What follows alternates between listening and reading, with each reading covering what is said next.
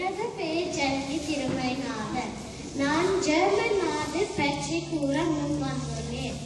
German நாட்டின் மொழி touch அல்லது ஜெர்மன் ஆகும்.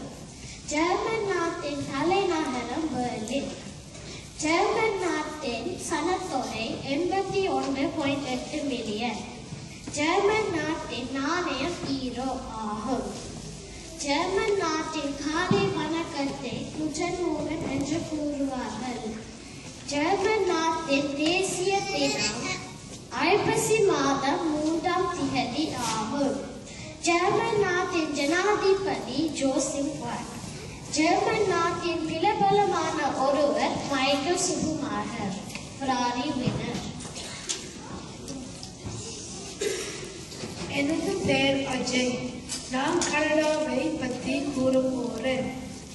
கனடாவில் 35 மில்லியன் மக்கள் வாழ்கிறார்கள். கனடாவில் முக்கிய உணவு பச்சட்டாட்ஸ் ஆகும். கனடாவில் பிரெஞ்சு மொழியும் ஆங்கில மொழியும் பேசுகிறார்கள். கனடாவின் நாணயம் கனேடியன் டாலர்ஸ் ஆகும். என் பெயர் கோவிஷன். நான் பிரான்ஸை பற்றி கூற வந்துள்ளேன். பிரான்ஸ் ஐரோப்பிய நாடுகளில் ஒன்று. இங்கு வசிப்பவர்கள் பிரெஞ்சு மொழி பேசுவார்கள். இங்கு பயன்படும் நாணயம் ஈரோ ஆகும். பிரான்சின் தலைநகரம் பாரிஸ். பாரிஸில் உலக அதிசயங்களில் ஒன்றான ஈஃபில் கோபுரம் உள்ளது. பிரான்ஸ் விடுமுறையை கழிக்க சிறந்த நாடு. இங்கு டிஸ்னிலாண்டும் அமைந்துள்ளது. பிரசித்தி பெற்ற லூஸ் மாதா ஆலயமும் பிரான்சில் உள்ளது. எனது பெயர் அஜந்தா. நான் ஆஸ்திரேலியா நாட்டில் கூற போகின்றேன். ஆஸ்திரேலியா 7 கண்டங்களில் ஒன்று. இங்கு உள்ளவர்கள் ஆங்கிலேய மொழியை பேசுகிறார்கள். ஆஸ்திரேலியாவின் பிரபலமான மிருகம் கங்காரு. ஆஸ்திரேலியா தான் உலகில் மிகப்பெரிய தீவு. ஆஸ்திரேலியாவின் தலைநகரம் கேன்பரா. எனது பெயர் இலக்கியா. நான் இத்தாலி நாட்டை பற்றி கூற போகின்றேன். இத்தாலியின் தலைநகரம் ரோம் ஆகும். இத்தாலியில் உள்ள மக்கள் இத்தாலி மொழி பேசுவார்கள்.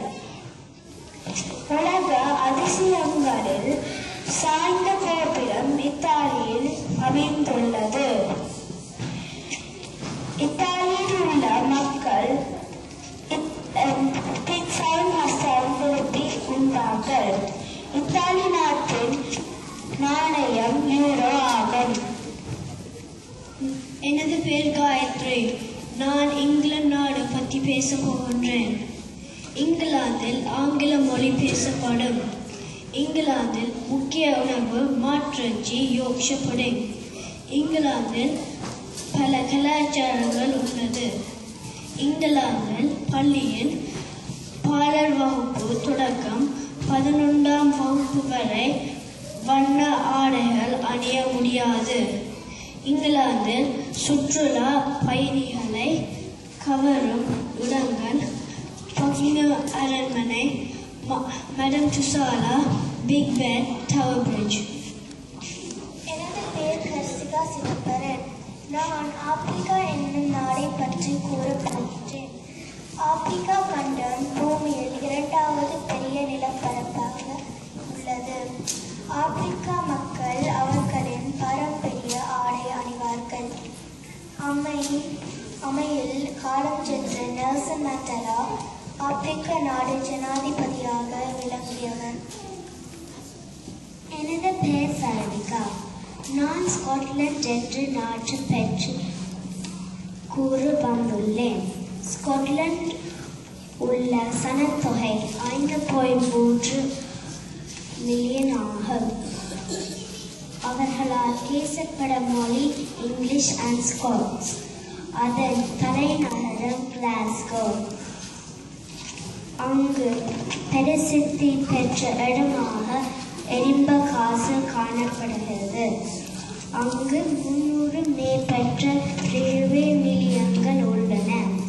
அவர்களின் பாரம்பரிய கலாச்சாரம் traditions such as bagpipes and Highland நடனம் ஆகும்.